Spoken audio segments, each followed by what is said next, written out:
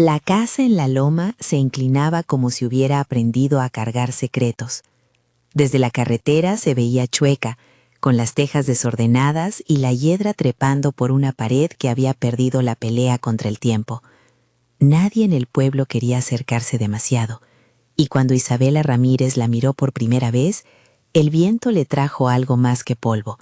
Le trajo la pregunta que habría de perseguirla durante semanas.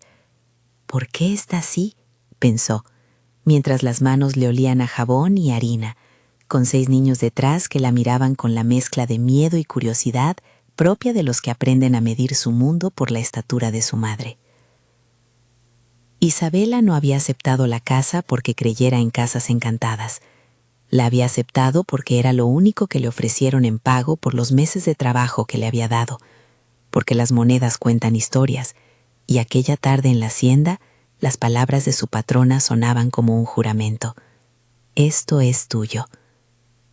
Aún así, la inclinación de la casa se le quedó en la garganta, como si la casa fuera un animal cansado que necesita ser sostenido. La historia de Isabela no cabía en una sola mirada. Su marido, Rafael, había muerto el invierno anterior. No había sido un golpe fulminante, ni una voz que se cortó de improviso. Fue una enfermedad larga que dejó en la casa una ausencia con olor a café frío y herramientas sin usar.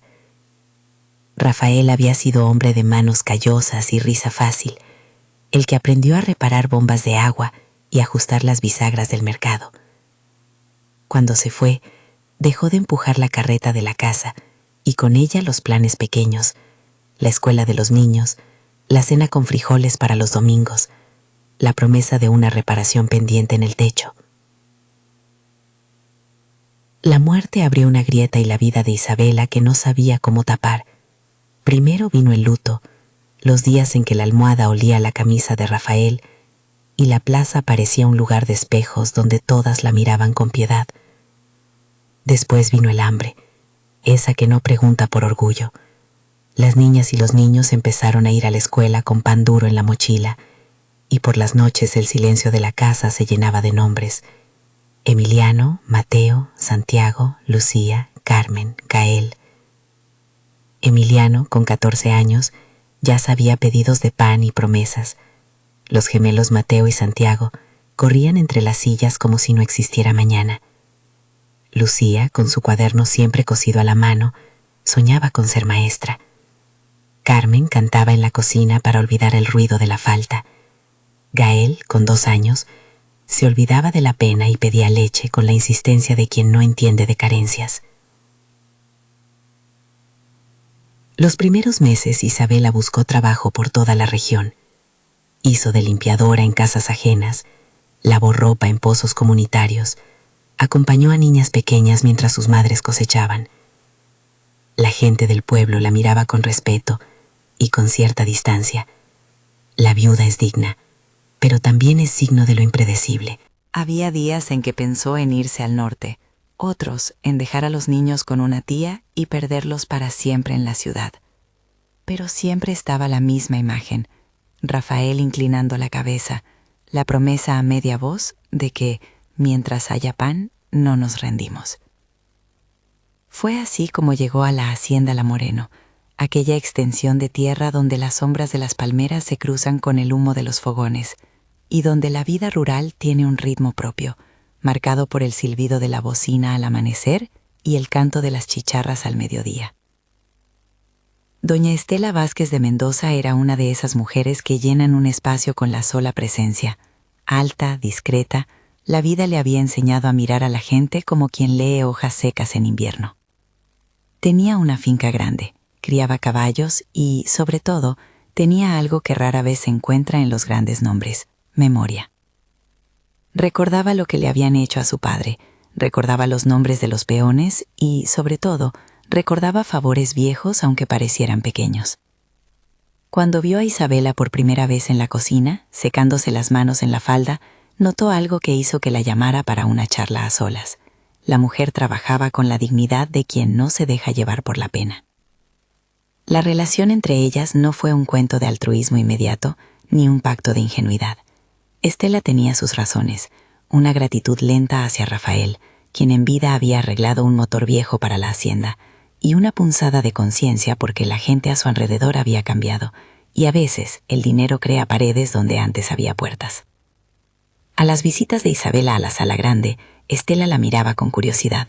Entre cucharadas de sopa y frases medidas, ambas construyeron una amistad que no tenía prisa. Isabela limpiaba, cocinaba y organizaba el almacén de semillas. Era la que recordaba cumpleaños y anotaba en un cuaderno los pedidos de la escuela. Estela, por su parte, dejó de ser la figura distante que existe en las historias de los terratenientes y se convirtió en la mujer que llama a la cocina para preguntar por los hijos de la nueva empleada, la que manda llamar al notario Villarreal cuando algo debe hacerse bien. Esa confianza creció sin que Isabela lo buscara. Llegó como un calor lento, con pequeñas cosas, una sábana nueva para la cama de los gemelos, una cura para una fiebre que a Isabela la dejó sin sueño durante noches enteras, y sobre todo, el reconocimiento de su valentía. Porque la valentía no siempre se presenta en forma de actos heroicos. Muchas veces es la paciencia flechada por la necesidad, la capacidad de levantarse cuando la ropa huele a pan y las cuentas no cuadran. Doña Estela comenzó a verla así, y en el pueblo comenzaron a contarse historias de que la patrona tenía un aprecio por la trabajadora de la cocina. El lago estaba detrás de la hacienda, en un claro donde los atardeceres encendían las nubes y las carpas del mercado parecían sombras recortadas en la distancia. Ese día, el sol venía a ras de tierra y el aire traía olor a algas y a madera mojada. Sebastián Mendoza, el nieto de doña Estela, era un niño de 10 años que no conocía aún el peso de la prudencia. Corría, se subía a las ramas, sacaba las manos al agua y las volvía a guardar, como si el mundo fuera un juego de espejos que siempre recomienza. Ese mediodía, los niños del pueblo habían venido a la hacienda a recoger mangos caídos y a bañarse en el lago. Isabela, que cuidaba la olla de la comida, dejaba de vez en cuando la mirada en los pequeños, como quien vigila brasas vivas. Cuando Sebastián se inclinó demasiado sobre la orilla, la tierra mojada cedió. Al principio fue un silencio, la rama que se rompe, el grito ahogado.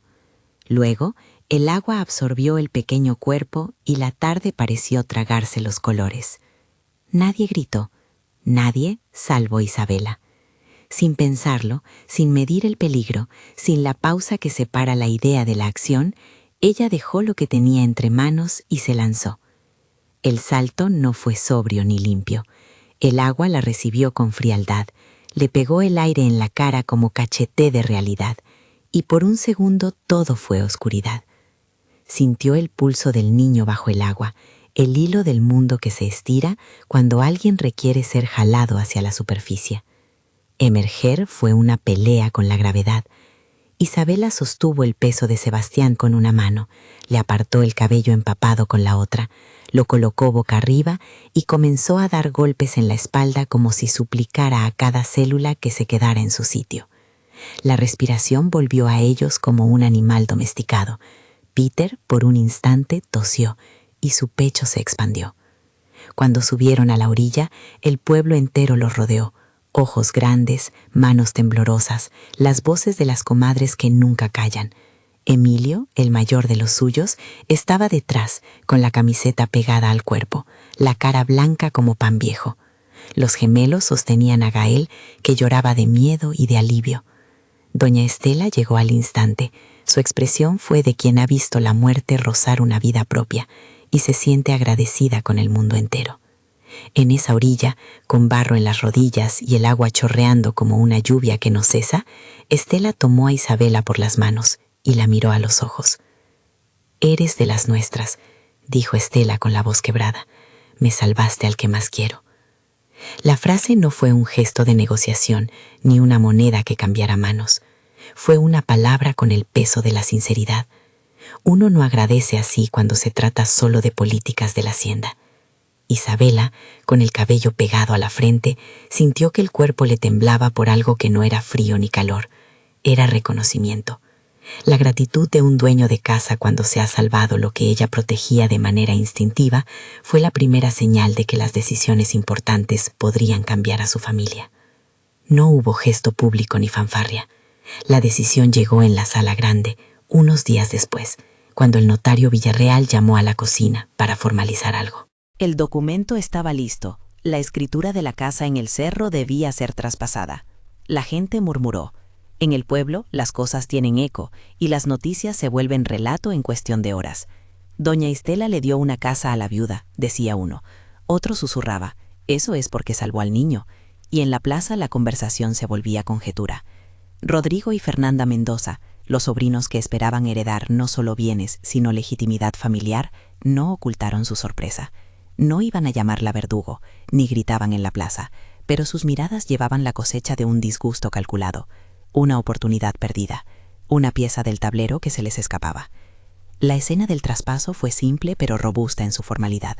Notario Villarreal, un hombre de lentes delgados y voz lenta, presentó el documento doblado en varias líneas, dio lectura y explicó con la solemnidad de las cosas legales que la transferencia se hacía efectiva en ese acto. Estela firmó con la calma de quien sabe que el papel pesa. Isabela firmó con la mano que había sostenido cucharas y baldes, y los niños, sentados en la penumbra de la sala, miraban como si aquel papel fuese algún tipo de tesoro nuevo. Villarreal dejó constancia en el registro municipal. Las firmas fueron verificadas y el folio quedó marcado. Legalmente, desde ese momento, la casa del cerro era de Isabela Ramírez y de sus 6 hijos. No había trampa ni letra pequeña. Había tinta y testigos. El pueblo no tardó en comentar la legitimidad del acto. Está todo en regla, decía el cura en su despacho sin aspavientos. Doña Estela cumplió con la ley y el notario lo avaló, repetían en la panadería. Pero en las sombras de los patios y detrás de las persianas, la política del afecto y la codicia hizo su trabajo. Rodrigo se retiró con la sensación de que algo suyo había sido puesto en manos de la incertidumbre. No era solo la casa, era la posibilidad de que una parte de la memoria de la familia quedara en lugares que él no controlaba. La mudanza fue un rito. Don Aurelio Campos, el maestro albañil del pueblo, y media docena de vecinos se presentaron con herramientas, carretillas y manos fuertes. Las camas chirriaban al bajar por la ladera. Los niños corrían con el vértigo como si el mundo fuera un parque. La casa por dentro olía a madera vieja, a humedad y a jabón. Había en el aire una mezcla que golpeaba el recuerdo. La casa había pertenecido a alguien que había vivido tanto que dejó trazos en los marcos de las puertas, en los carriles de los cajones. Algunas habitaciones estaban semiabandonadas, otras mostraban huellas de gente que había oído historias distintas. Isabela entró con los niños al que ahora sería su cuarto. Una ventana dejaba entrar el día como una mano que intenta acomodar los muebles. La pared opuesta se inclinaba de tal forma que parecía que un día, después de dormir, la casa había decidido inclinarse un poco para mirar la carretera. Los gemelos encontraron un rincón donde encajarían sus camitas. Lucía extendió su cuaderno sobre una mesa vieja que chirriaba, y Emiliano, a pesar de la nueva carga, se quedó en silencio, inspeccionando los detalles como quien toma posesión de un puesto de guardia. Mientras tanto, doña Estela caminó por la casa con la mirada de quien repasa cuentas. Le hizo una señal a Isabela y la llevó a una pieza pequeña junto a la cocina, donde un escritorio viejo guardaba documentos. Estela tomó una llave oxidada del bolsillo de su saco. No la sostenía como quien entrega un objeto anodino. La sujetaba con la gravedad de quien sabe que las cosas tienen líneas de destino. Lo que hay dentro también, dijo Estela sin más. Pero no se lo digas a nadie, tampoco la muestres. Esto no busca fanfarrias. La frase dejó un eco que no era de misterio vacío. Era una advertencia envuelta en ternura. Isabela tomó la llave con la mezcla de curiosidad y desconfianza que se le reserva a las cosas que pertenecen a otros mundos. La llave era simple, de hierro, con la superficie mordida por el tiempo. No parecía abrir una caja fuerte. Tenía la forma de las llaves antiguas con las que se abren portones de otras vidas. Isabela la guardó en un bolsillo, sin saber aún que ese metal marcaría el ritmo de sus noches por venir. La primera noche en la casa fue de un ruido nuevo. Los niños percibieron el hueco que la madera deja al despedirse de la vieja vida. Los crujidos hablaban y la casa contestaba con sus quejidos. Isabela se sentó en la penumbra, con Gael durmiendo en su regazo, y escuchó la respiración de los suyos. Por debajo de todo, hubo un pensamiento que no la dejaba. ¿Qué tanto debía mostrarse cuando el mundo observa? Había aprendido a guardar la dignidad como quien guarda semillas para el invierno. El pueblo, por su parte, no dejó de hablar. Las comadres que cosían en el portal contaban con detalle la limpieza de la Moreno, las palabras que doña Estela pronunció y la forma en que Isabela había rescatado al niño. Algunos opinaban que la casa estaba chueca porque había sido construida sobre una falla. Otros, con voz más suspicaz, aseguraban que el cerro había recibido algún secreto que la hacía plegarse. Incluso surgieron refranes nuevos que se repitieron en los mercados. Cuando la tierra inclina, algo quiso guardar. Para Isabela esas palabras eran viento, para otros advertencia. El descubrimiento de la casa no se redujo a la estructura. En la esquina del comedor, detrás de una repisa que parecía destinada a desapariciones cómodas, Isabela encontró un cajón con papeles. No era el tipo de hallazgo que explica milagros ni define destinos, pero tenía la fuerza de los hechos. Cartas amarillentas, un croquis que parecía de otra época y un sobre con saldo de un banco de ciudad que nadie en el pueblo había abierto desde hacía tiempo.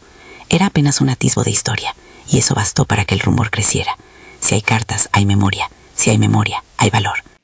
Esa tarde, mientras el sol bajaba y dejaba la casa en una mezcla de oro y sombra, Emiliano se acercó a su madre con una pregunta que tenía la voz de los jóvenes que ya piensan en responsabilidad. «Mamá, ¿nos van a sacar de aquí por lo chueca que está?» Isabela lo miró, la mandíbula tensándose por una evidencia que no quería convertir en temor. Sonrió sin fingir y con una mano en la frente buscó palabras que fueran más que promesas. «No, hijo», dijo, «la arreglaremos. Esta casa nos pertenece. No por bonitas las cosas son seguras, sino porque la cuidamos». La respuesta, dicha con la firmeza de quien necesita crear suelo firme para otros, fue un acto de fe doméstica.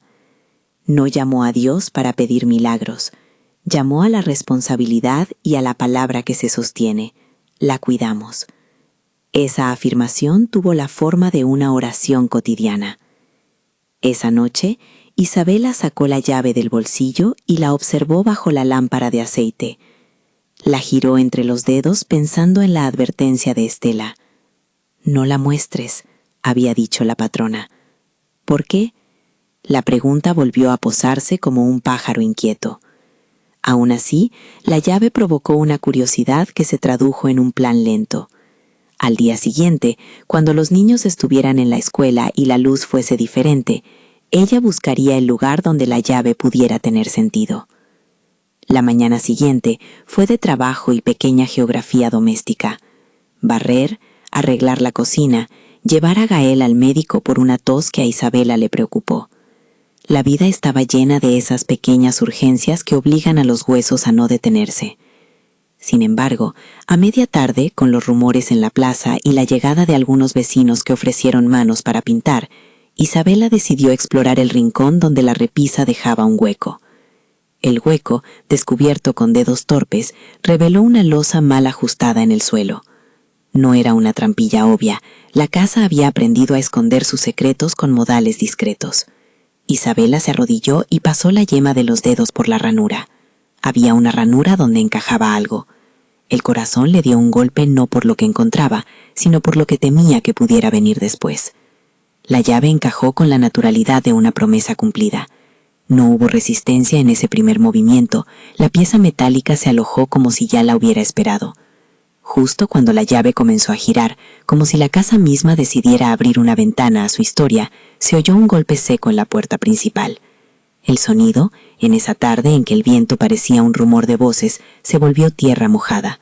Pasos en la calle, una voz baja que preguntaba por Isabela. Los niños que estaban cerca se quedaron inmóviles. Emiliano puso la mano sobre la mesa como si la suya fuera una barrera. La llave se detuvo a medio giro, como si la casa pensara que también debía decidir si confiar. La voz era conocida y por su tono no traía buenas noticias. Desde el corredor, alguien decía el nombre de Isabela con la complicidad de quienes guardan expectativas distintas. Por un instante, la llave fue un peso en la mano, la casa en la que estaban una pieza frágil de historia prestada. Isabela contuvo la respiración. Escuchó el murmullo de la calle y su propio latido que le dictaba que en cualquier momento la vida puede pedir coraje otra vez. Al otro lado de la puerta, la figura que golpeaba no tenía aún la forma completa en la penumbra, pero la sombra que traía consigo era una mezcla de hormigón y familia, una presencia que recordaba a Rodrigo, con la prisa de quien tiene cuentas pendientes. Isabela dejó la llave en el bolsillo, se limpió las manos con el delantal y fue a abrir. No era el momento de sorpresa sin nombre, y la casa, por un momento, se quedó con su inclinación reducida, como quien se endereza un poco para recibir a quien viene a poner a prueba su resistencia. Rodrigo entró con paso resuelto, la camisa pegada al pecho por la prisa y la rabia que no tuvo tiempo de disimular. No sonrió. Su gesto era el de quien calcula pérdidas y no acepta la idea de que alguien fuera de la familia tenga algo que él considera suyo por derecho. Se detuvo en el umbral como quien pisa tierra ajena, y por un momento la casa pareció contener la respiración. «Isabela», dijo, con voz que pretendía suavidad, «no sé por qué cavaste tan pronto un hueco en el cerro de mi familia, pero esto se arregla fácil. Piénsalo. Nos sentamos y vemos cómo te damos algo que te compense, algo que haga feliz a tus hijos sin que tengamos que montar espectáculo». Isabela lo miró sin apartar la vista del hombre que años atrás había presidido en casa de su patrona. Había aprendido a leer a la gente desde la cocina, el ruido de las manos nerviosas, la forma en que una palabra se repite para convencerse. A su alrededor los niños jugaban con cajas. Alguno se acercó a la puerta para escuchar sin ser visto. «La casa es nuestra», contestó ella con la voz templada. Doña Estela la traspasó y el notario lo hizo constar. No es un favor que se negocie de nuevo. Rodrigo ladeó la cabeza como quien busca una grieta en un muro. No era solo cuestión de la casa. Era la posibilidad de que aquello, guardado por tanto tiempo, tuviera valor. Sus motivos no eran unidimensionales. Tenía deudas, sí. La caída de precios en algunos negocios de la familia lo había puesto contra la pared. Y también existía un orgullo herido.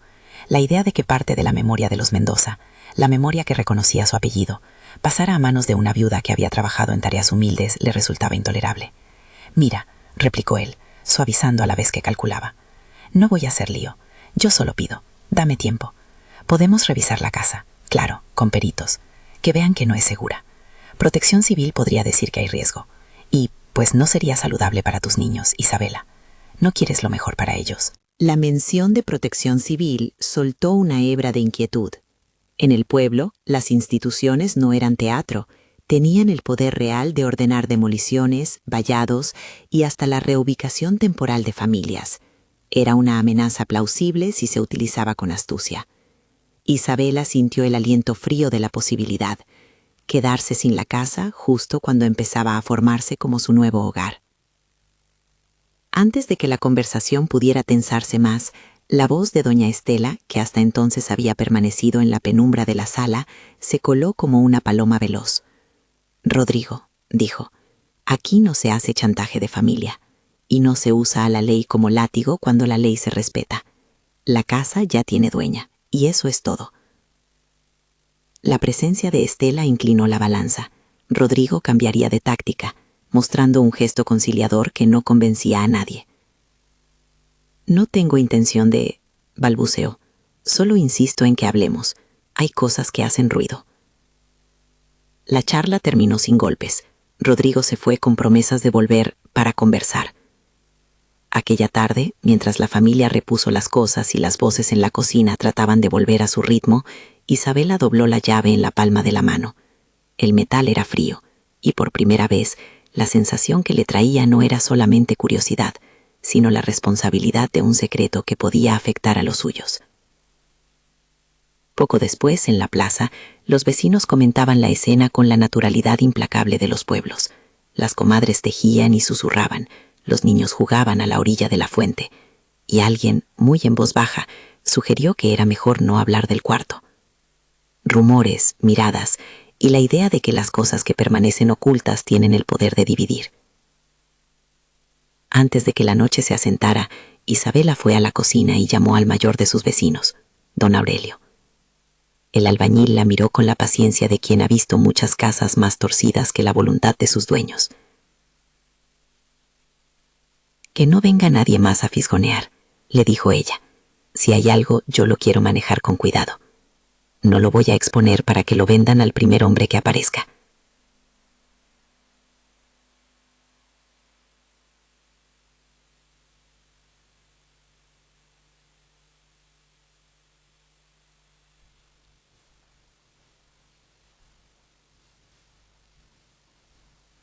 Al levantar la tapa, lo que se vio dentro era una mezcla de antigüedad y economía.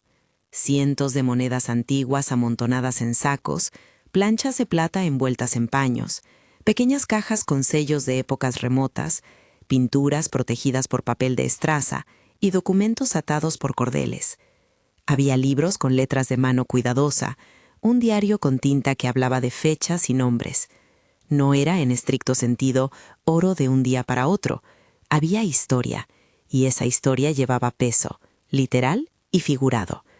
El baúl era tan voluminoso que en algún momento, con el tiempo, habría empujado la columna de la casa hacia un lado. Esa era la razón física de la inclinación. El secreto material arrastraba la casa. Isabela tocó una moneda con cuidado. La moneda tenía en una cara una efigie desconocida y en la otra marcas de manufactura antigua. Sintió una emoción contenida que no era avaricia, sino un reconocimiento de que algo que había soportado el paso del tiempo ahora se presentaba como alternativa para la vida de los suyos.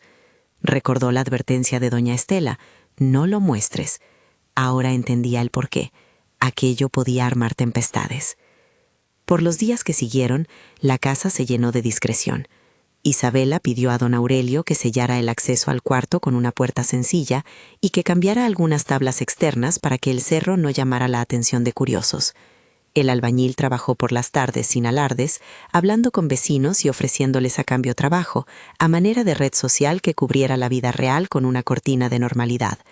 Doña Estela gestionó contactos en la ciudad, un coleccionista de confianza, Edmundo Salazar, a quien conocía por mediaciones anteriores, y un abogado que pudiera instrumentar ventas discretas y depósitos en cuentas fiduciarias para la protección de los recursos.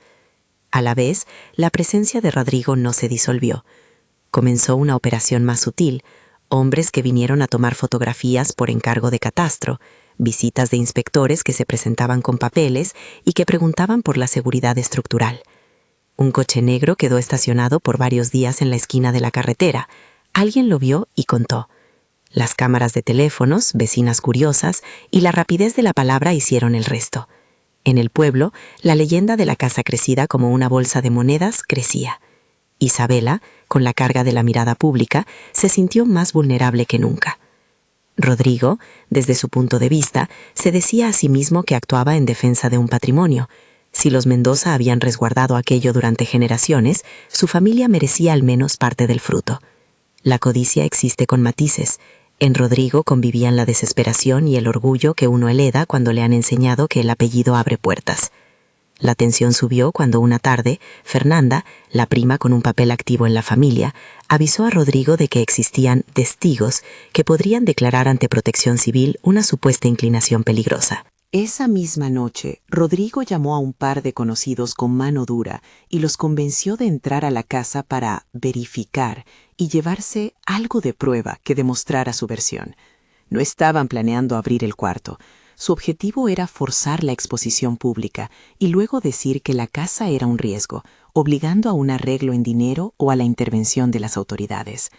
Para Rodrigo, la coacción era una forma de forzar una negociación. Isabela sospechó de la preparación cuando Emilio, que pasaba muchas horas en la entrada, vio coches que ya no eran de la región pasar por la calle principal. Esa misma tarde, la madre de un compañero de Emiliano comentó haber visto a un hombre fotografiando la fachada con un teléfono. A partir de esos indicios se armó algo. Isabela habló con doña Estela y con don Aurelio. Se trazó un plan simple pero efectivo: no exponer el tesoro, documentar cualquier intento de coacción y, si era posible, involucrar a la comandancia local.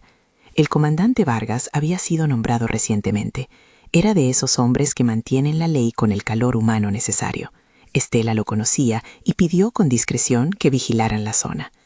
La noche elegida por Rodrigo para la operación fue de luna nueva. El cerro parecía más negro de lo habitual y la casa inclinada se recortaba contra una franja de cielo que no ofrecía consuelo.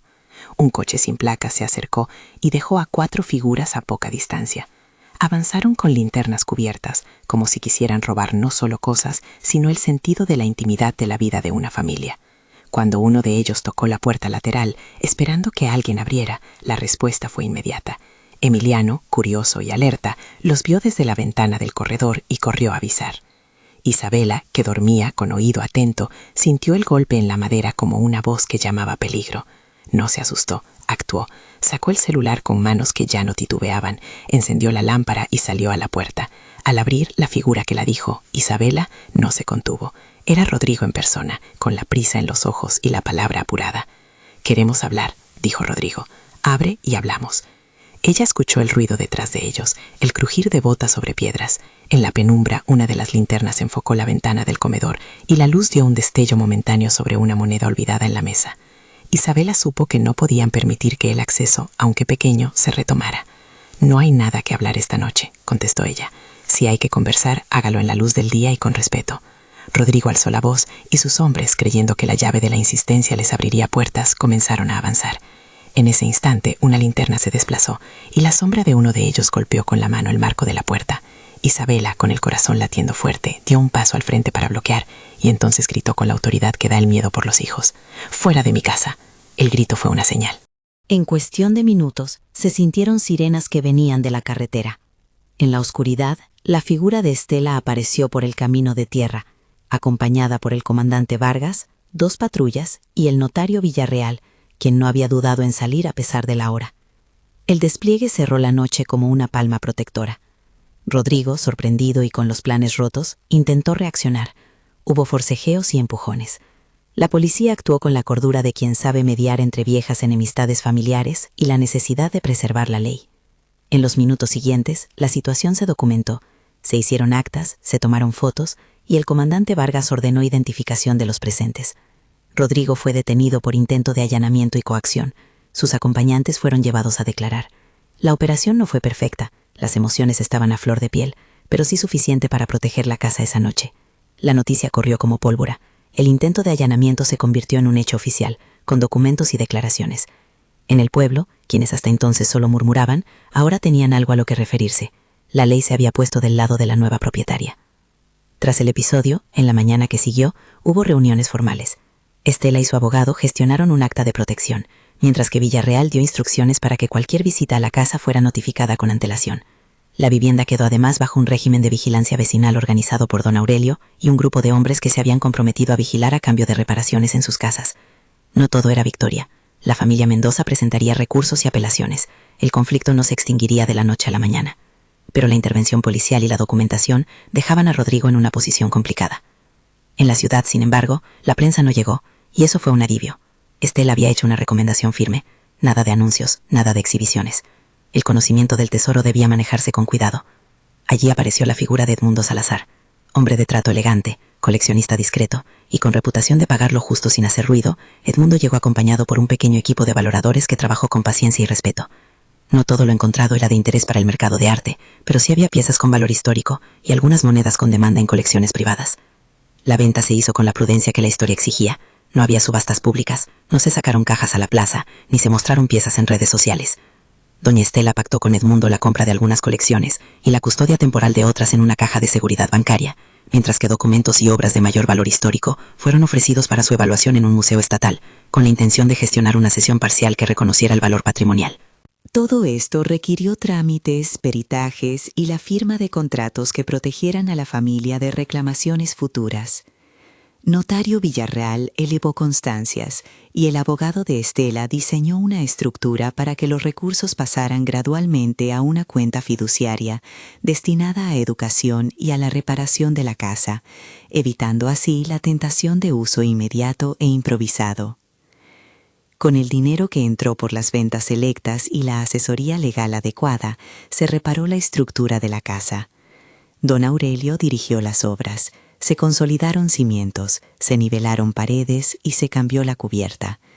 La casa dejó de verse tan inclinada. No fue que la gravedad se venciera por arte de magia, sino que se colocaron vigas, se redistribuyó el peso y se trabajó con sentido común técnico. La inclinación dejó de ser una marca de vergüenza y se transformó en una línea en la historia de la casa, una huella que ahora sería parte del relato, no una condena. El uso prudente del legado dio frutos más allá de lo material. La prioridad fue formar un fondo educativo para los hijos de Isabela y para otras viudas del pueblo. Se constituyó la Fundación Cornelio, nombre escogido en honor a un abuelo de Rafael del que se guardaban historias de generosidad en la familia. La fundación se creó con estatutos claros, otorgaría becas, apoyaría en casos de emergencia y financiaría talleres de oficio para mujeres jefas de hogar. Doña Estela aportó la experiencia para gestionar la transparencia.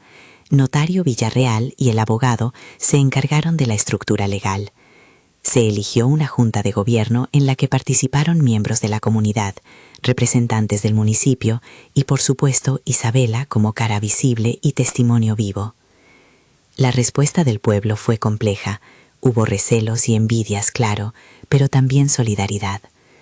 Aquellas mismas comadres que habían mosqueteado en los umbrales ofrecieron tiempo para las primeras reuniones de la fundación. Algunos comerciantes dieron aulas para los talleres y la escuela municipal concedió apoyo para que los jóvenes de Isabela tuvieran transporte a la ciudad para estudios superiores.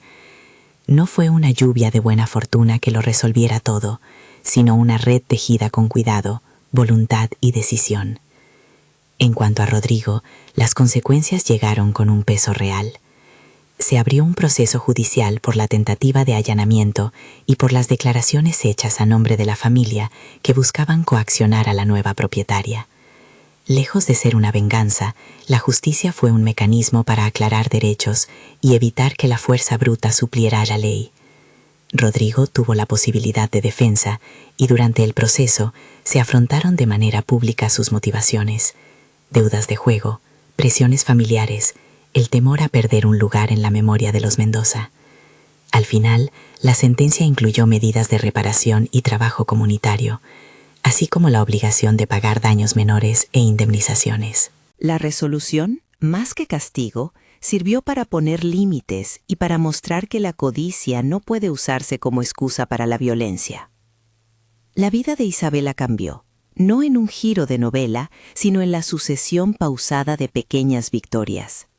Emiliano consiguió una beca para estudiar mecánica en la ciudad, gracias a la intermediación de un viejo amigo de Rafael, que ahora tenía un taller. Los gemelos, Mateo y Santiago, recibieron sus primeras bicicletas nuevas y empezaron a tomar clases de fútbol.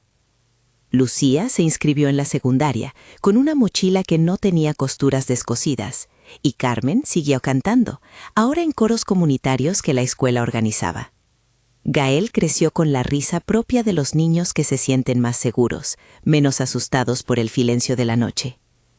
Doña Estela, por su parte, cumplió su papel sin ostentación. Acompañó a Isabela en la inauguración de la pequeña biblioteca que la fundación abrió en uno de los antiguos cuartos de la casa. En la ceremonia, Estela habló con la normalidad de quien ha acumulado años de observación. «No hice más que recordar», dijo ella. «A veces lo que uno ha recibido en deuda se devuelve con el mismo interés». Con el tiempo se produjo una reconciliación que conmovió sin dramatismo a muchos. Javier, hijo mayor de Estela y distante por años, asistió a una reunión comunitaria donde se discutieron planes para la fundación. Había resistencias iniciales. Él, con su mujer Valeria, había decidido tomar distancia de asuntos que le parecían demasiado emocionales. Sin embargo, al ver la organización y el impacto de las decisiones y al escuchar el testimonio de Isabela sobre Rafael, que en vida había ayudado con una reparación de bomba en la hacienda, Javier se conmovió. Se presentó en la casa con un ramo sencillo y un gesto modesto, reconocimiento y apoyo. Las palabras que intercambiaron con Isabela fueron breves y honestas. Había en ellas una humildad que no pide perdón por lo que no hizo, sino que ofrece colaboración por lo que puede hacer ahora. Fue un reencuentro de adultos, sin grandes gestos melodramáticos, pero lleno de sentido. La fundación empezó a operar con transparencia. Las ventas de las piezas más valiosas se llevaron a cabo con contratos claros. Edmundo, por su parte, actuó con rectitud, y donde había piezas de un alto valor patrimonial, el museo local gestionó su adquisición con fondos gubernamentales. La comunidad decidió en asamblea que una parte de los recursos financiaría becas para la escuela técnica y otra parte se destinaría a fortalecer la salud preventiva en el pueblo. Isabela, que al principio dudó en ser figura pública, terminó dando charlas a mujeres sobre cómo gestionar recursos y evitar las improvisaciones que llevan al descalabro. Su voz, que al principio era tímida, se volvió firme sin perder la ternura que la definía. En la rutina reconstruida, la casa dejó de ser la protagonista de rumores. Ya no era la casa chueca en términos peyorativos. Pasó a ser la casa del cerro, que había sostenido una historia difícil y ahora era sede de un proyecto social. Los niños crecían con la certeza de que la entrada tenía una llave y que detrás de la puerta había una historia que valía la pena proteger. Hubo, sin embargo, momentos de tensión que recordaban que la vida no se arregla por decreto. Algunos miembros de la comunidad acusaron a Isabela de mostrarse arrogante. Otros murmuraban sobre los Mendoza y su caída en desgracia. Pero la mayoría entendió que la reconstrucción no era solo lo del techo, sino la reconstrucción de respetos, acuerdos y redes de reciprocidad. La fundación trabajó en talleres de mediación y en actividades que permitían a distintos sectores conversar sin que el orgullo los cerrara. Años después, en una tarde templada, Isabela caminó a la cima del cerro con sus hijos. La casa se recortaba bajo el sol como una figura domada, no por completo, pero sí por manos que la habían cuidado. Los niños corrían por la loma, sin temer la inclinación, y con una risa que era el saldo más eficaz de todas las preocupaciones. Emiliano hablaba de un proyecto de negocio para reparar bombas. Lucía, con su cuaderno en la bolsa, planeaba ser maestra en la escuela de la región. Los gemelos jugaban con una pelota nueva. Carmen, sentado en el umbral, cantaba una canción que había aprendido en el coro. Gael trepaba la baranda con la despreocupación de los 2 años. Isabela se quedó un instante mirando la casa. La inclinación que antes parecía amenaza, ahora aparecía como una cicatriz hermosa, una marca que contaba una historia de resguardo. Recordó las noches en vela, la risa de Rafael, el salto al lago, la palabra de Estela que llegó en el momento justo. Pensó en Rodrigo y en sus contradicciones humanas. Pensó en la manera en que el pueblo mira y juzga, en la facilidad con que la codicia se enmascara de derecho. Y sin dramatismo, dijo en voz baja: «Esto nos tocó porque alguien lo guardó. Se inclinó para esconder, y ahora se endereza para servir». Era una línea simple que contenía muchas cosas. La casa había estado chueca porque había cargado algo cuyo peso la dobló. Lo que ella había cargado, en su momento, protegió una memoria. Y ahora que salió a la luz, permitió que la comunidad se transformara. En la última escena, ya en la mesa de la cocina, donde alguna vez hubo hambre, y ahora había comida en abundancia moderada, los niños reían al contar historias de colegio. Donde Estela, presente como figura que no exige reconocimiento, sonrió y dijo algo con la naturalidad de quien entiende que la vida es una cadena de deberes cumplidos. La vida nos pide que paguemos lo que debemos con actos, no con palabras. Antes de despedir la historia, una voz que ha acompañado todo puede asomar una invitación sencilla, sin afanes de espectáculo. Si esta historia te tocó, cuéntame desde qué ciudad nos escuchas. Muchas vidas se parecen en los detalles que la sostienen. Y al cerrar, es inevitable volver al título que nos trajo a la loma. Una madre abandonada aceptó una casa en ruinas del cerro por pago de su patrona. Pero la razón no fue un golpe de suerte. La casa estaba chueca porque había sido guardiana de un peso. Y ese peso, material y simbólico, terminó por sostener la oportunidad de una familia que supo actuar con integridad. La providencia, en esta historia, no llega como promesa automática ni como truco de destino. Llega como la convergencia de gestos humanos, la valentía de Isabela, la gratitud de doña Estela, la prudencia de quienes actuaron con la ley del lado del bien común. Lo que la casa cargó en secreto, ahora se puso al servicio de la comunidad. Si te conmovió esta historia, suscríbete para escuchar más relatos de esperanza, en los que la dignidad y la generosidad terminan por reconstruir vidas. Que Dios te bendiga, y que la casa que cargas en el corazón te incline siempre a quienes necesitan verdad y justicia.